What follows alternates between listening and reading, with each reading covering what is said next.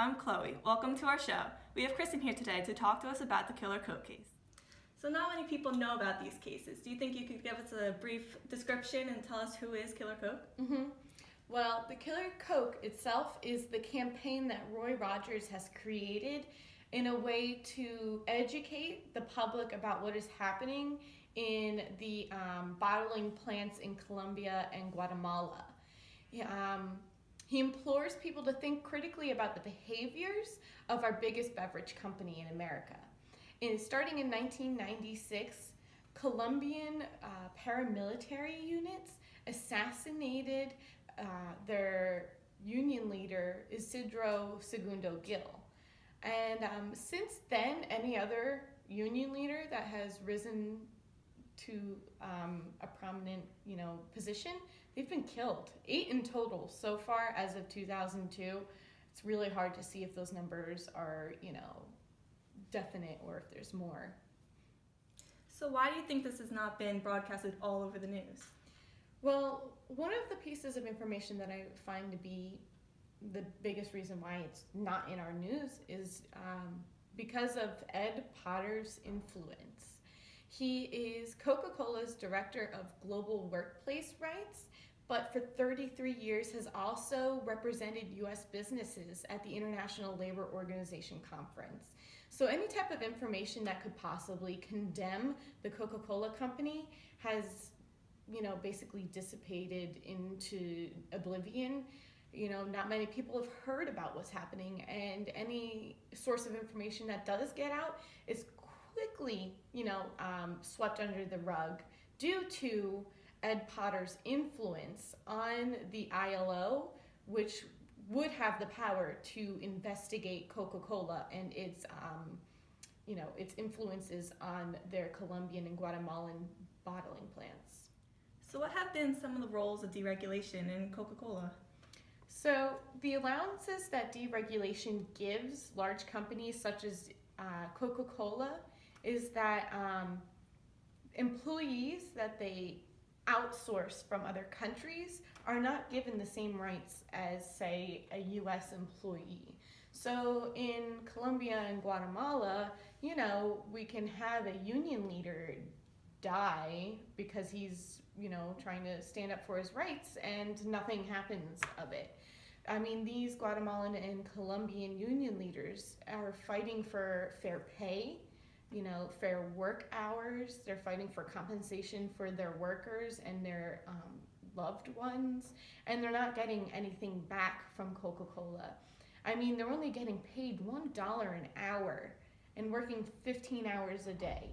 It would take a Coca-Cola bottling employee 2 years to make the same amount of money a Coca-Cola CEO makes in 1 hour. So, I mean, that's a large disparity right there that these union leaders feel that they need to address, but they are quickly silenced in this paramilitary environment.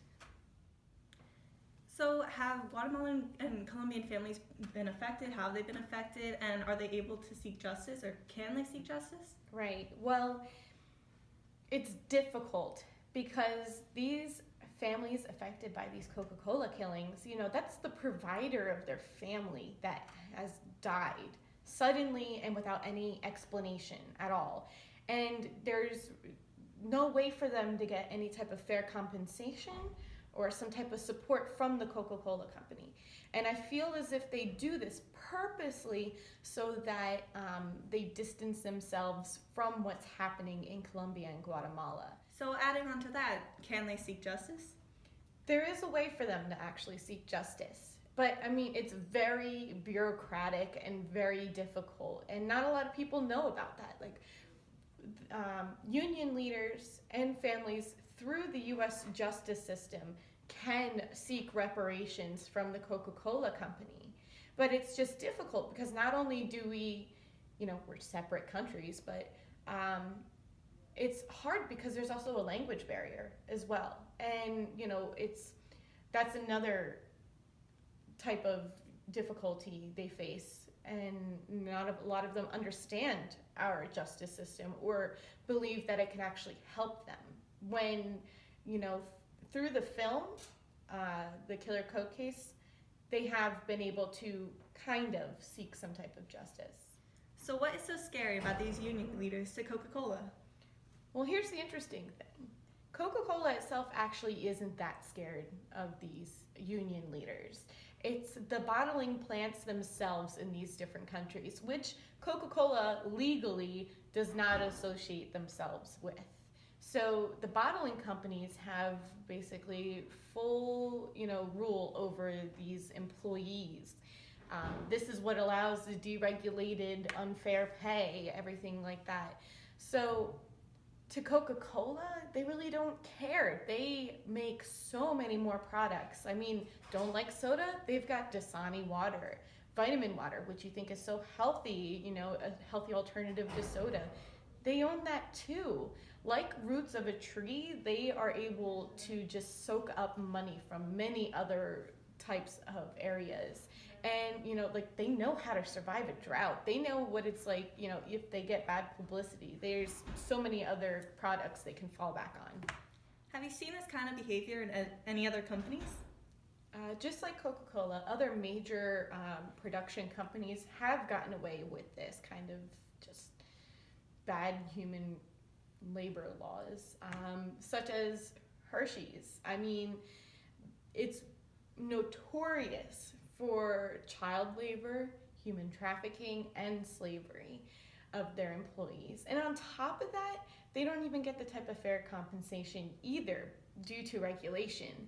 So while Americans are privileged enough to consume these products made from the hands of these workers, the workers themselves don't even get to see the final product. I mean, this is surplus theory value, as the definition.